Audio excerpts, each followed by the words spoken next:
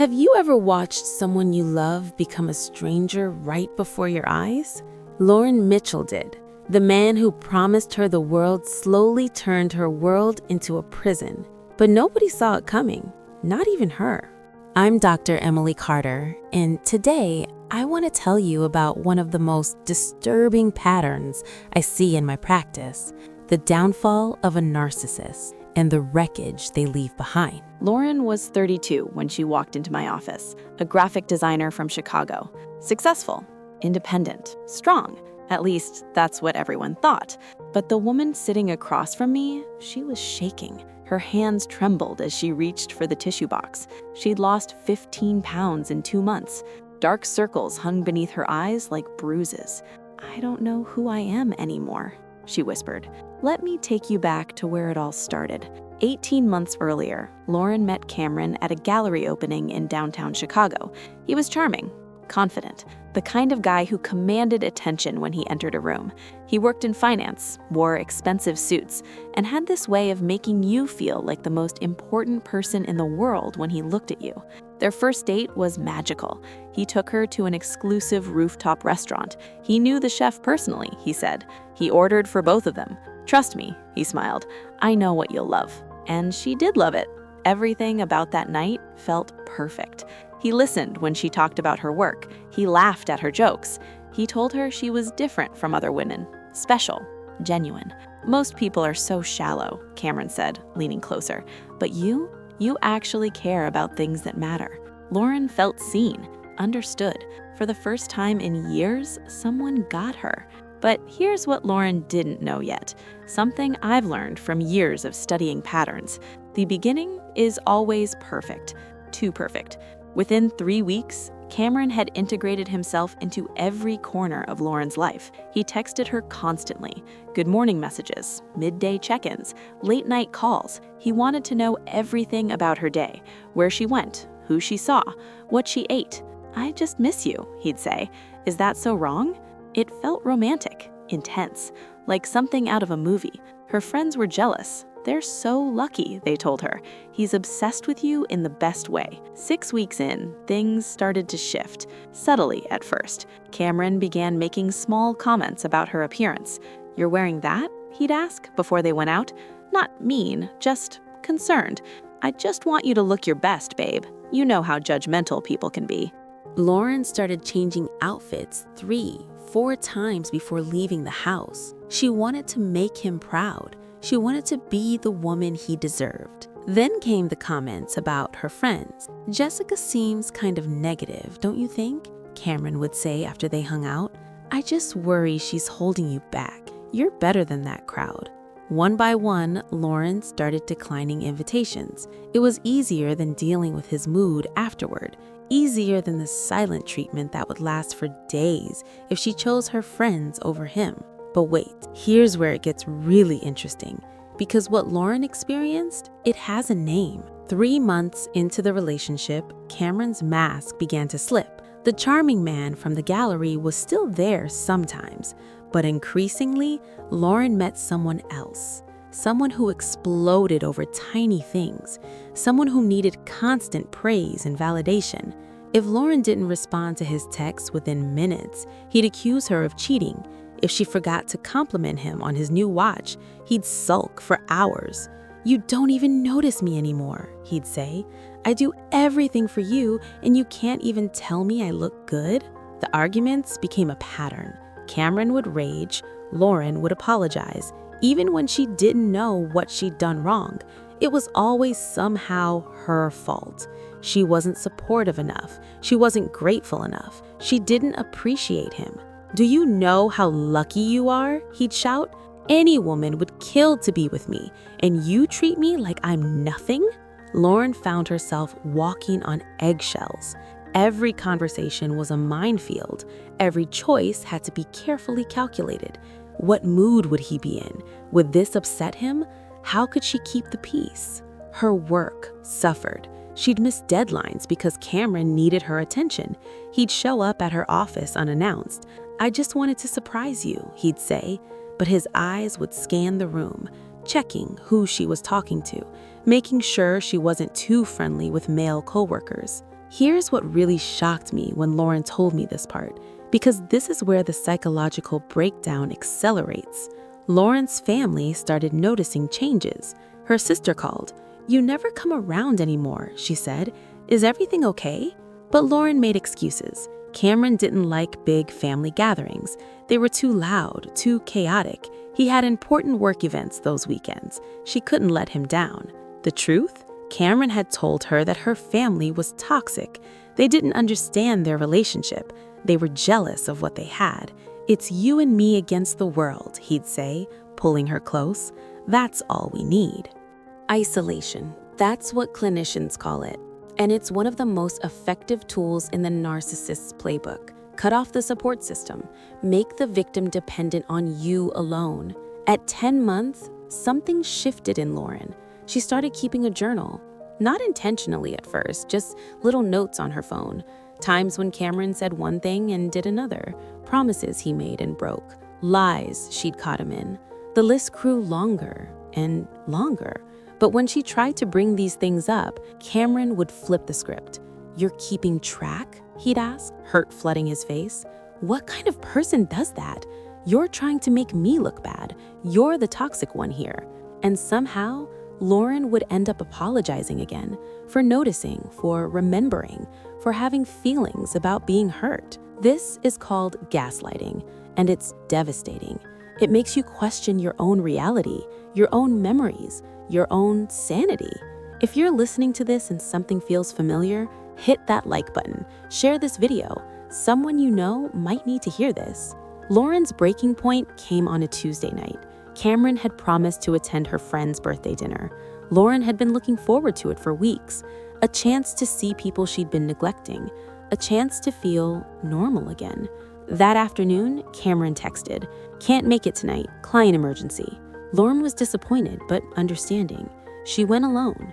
For the first time in months, she laughed, really laughed. Her friends hugged her. "We've missed you so much," they said. She came home feeling lighter, hopeful. Maybe things would get better. Cameron was waiting in her apartment. He'd used the key she'd given him. His face was dark with rage. "Client emergency?" she asked, confused. "Where were you?" he demanded. "I came by at 7. You weren't here. I told you I was going to Maya's birthday. You said you weren't going if I couldn't come." His voice was ice. "You lied to me." "I never said that. You canceled. I went anyway. So you'd rather be with those people than with me?" He moved closer. "You'd rather celebrate some girl you barely know than support me when I need you?" "Cameron, that's not—" "I saw the pictures on Instagram. You looked pretty happy without me." His jaw clenched. "Was he there? That guy from your office? Jake?" "This is crazy. Jake is married." "Don't call me crazy," he shouted. And then he picked up her laptop from the coffee table. Her laptop, with all her work files, all her client projects. And he threw it across the room. The screen shattered. The room went silent. Lauren stared at the broken pieces. Something inside her broke too. "Get out," she heard herself say.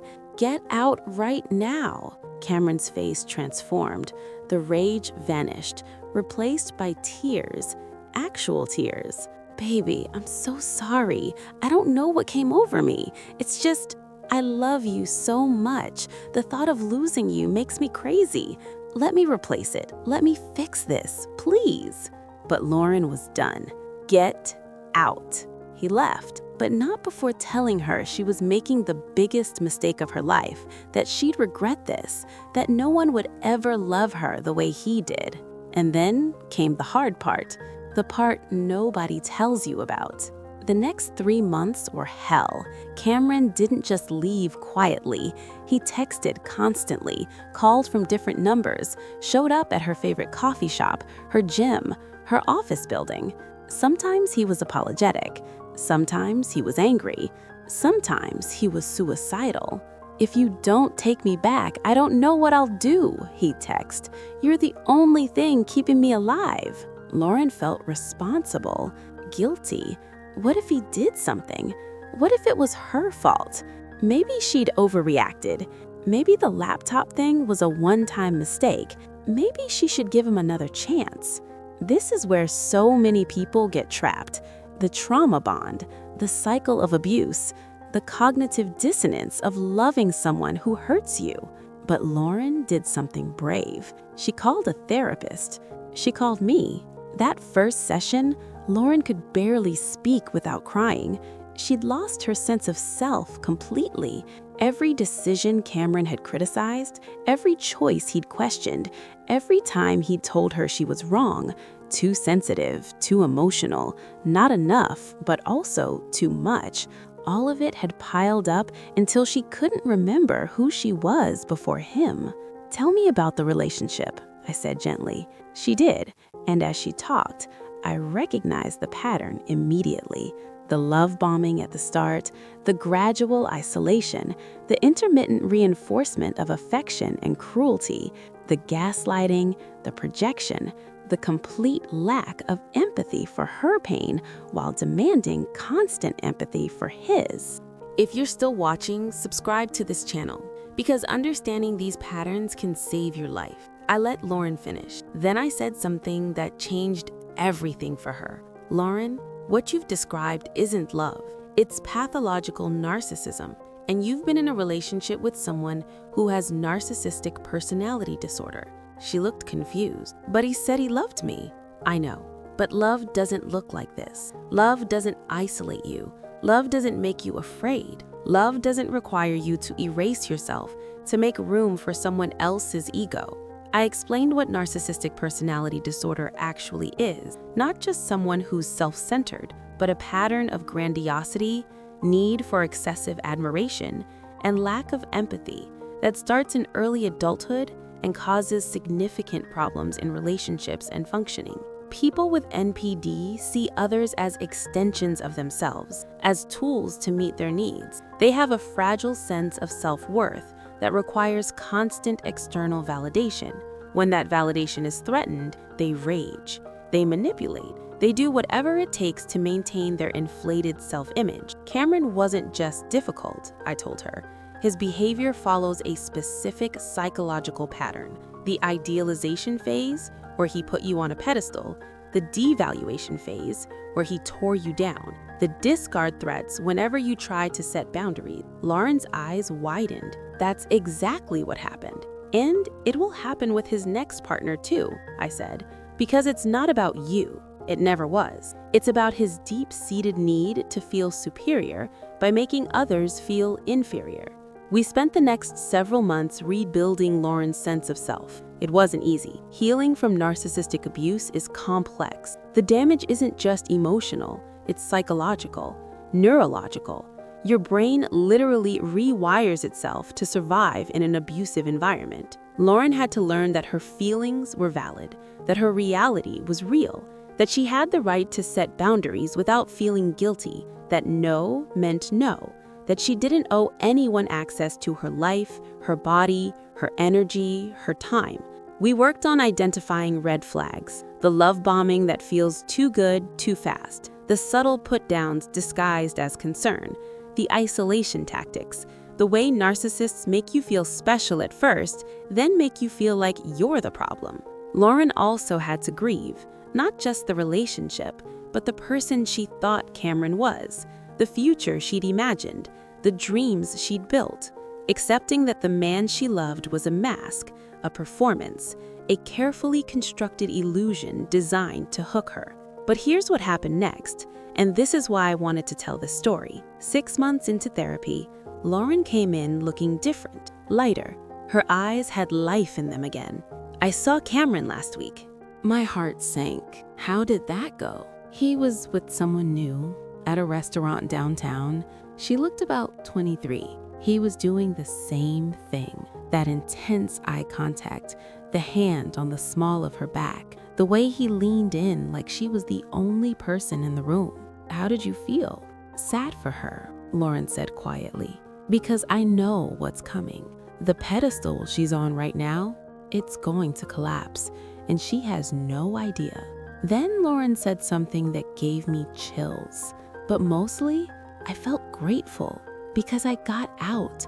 I survived, and I'm rebuilding myself into someone stronger than I was before. That's when I knew Lauren was going to be okay. Not healed, not yet, but on her way. Now, let me tell you about Cameron, because narcissists don't usually seek treatment, but sometimes when their life falls apart enough, they do. Cameron showed up in my office 8 months after Lauren left him. He'd lost his job, his new girlfriend had left him for 3 months, his family was barely speaking to him. He was, by all appearances, having a breakdown. "Everyone leaves me," he said. "I don't understand. I give everything to people, and they just throw it away." I asked him about Lauren. His face hardened. She was the problem. She was controlling, jealous. She tried to change me. "Tell me about the night you threw her laptop." "That was an accident. I was upset. She provoked me." Even now, facing the consequences of his actions, Cameron couldn't take responsibility, couldn't see his role in the pattern, couldn't access empathy for the pain he'd caused. This is the tragedy of narcissistic personality disorder. The person suffering from it is trapped in a prison of their own ego, unable to form genuine connections, unable to see others as separate people with their own needs and feelings, unable to grow or change, because growth requires admitting flaws, and admitting flaws, that threatens the entire fragile structure of the narcissistic self. I worked with Cameron for 6 months. We made some progress. He began to recognize patterns, to see how his need for control pushed people away, to understand that his rage responses were disproportionate. But sustainable change, that requires something most narcissists can't access: true empathy, the ability to genuinely care about another person's experience, to feel remorse, not because you got caught, but because you hurt someone. Cameron wasn't there yet. Maybe he never will be. Studies show that narcissistic personality disorder is one of the hardest conditions to treat. The very symptoms of the disorder make people resistant to therapy. Why seek help when you believe everyone else is the problem? So here's what I want you to take away from this story, from Lauren's pain and Cameron's downfall. If someone makes you feel crazy, you're probably not crazy. You're probably being gaslit. If someone isolates you from friends and family, that's not love, that's control. If someone can't take responsibility for their behavior, they can't change it. If someone's apologies are always followed by the same behavior, they're not actually sorry. Real love feels safe. It doesn't require you to shrink yourself. It doesn't punish you for having boundaries. It doesn't make you question your own reality. And if you're in a relationship that feels like Lauren's, please hear me. You deserve better. You deserve someone who sees you as a whole person, not as a prop in their performance, not as a tool for their validation, not as an extension of their ego. Leaving is hard, healing is harder, but staying will cost you yourself, and you're worth so much more than that. Lauren is thriving now. She's reconnected with her friends, her family, herself. She's dating again, but carefully, with her eyes open, with boundaries in place, with a deep understanding of red flags. She still has hard days. Trauma doesn't heal on a linear timeline. Sometimes she doubts herself. Sometimes she wonders if she was too harsh. Sometimes she catches herself making excuses for Cameron's behavior. But then she remembers the laptop, the rage, the fear, the eggshells, the version of herself she lost, and she knows she made the right choice. As for Cameron, last I heard he was in another relationship. The pattern continues, because that's what narcissistic personality disorder does. It destroys relationships, careers, families, futures, not because the person is evil, but because they're trapped in a pathological pattern they can't see their way out of. The downfall of a narcissist isn't dramatic, it's slow, steady, relationship after relationship, job after job, connection after connection, until they're alone, surrounded by the wreckage of their own making, blaming everyone else but themselves. It's tragic for them, for the people they hurt, for the potential they never reach because they can't get past their own inflated ego long enough to do the work. But it doesn't have to be your tragedy. If you recognize yourself in Lauren's story, please get help. Call a therapist. Reach out to a domestic violence hotline. Tell someone you trust what's happening. You don't have to fix the narcissist. You can't. That's their work to do. Your job is to save yourself, to reclaim your reality, to remember who you were before they convinced you that you were the problem. Your job is to survive, and then to heal, and then to thrive, just like Lauren did. Because at the end of the day, the narcissist's downfall is inevitable. They create it with every manipulation, every lie, every person they push away, every bridge they burn. But your downfall, that's not inevitable. You have a choice. You have agency. You have the power to walk away, to say no, to choose yourself. Please choose yourself. I'm Dr. Emily Carter, and I believe in your ability to heal, to grow, to become someone even stronger than you were before this happened to you. Thank you for listening to this story. If it resonated with you, please leave a comment below. Tell me what your biggest fear is when it comes to relationships. What patterns have you recognized in your own life? What would you like me to talk about next? Remember, you're not alone, and you're worth saving.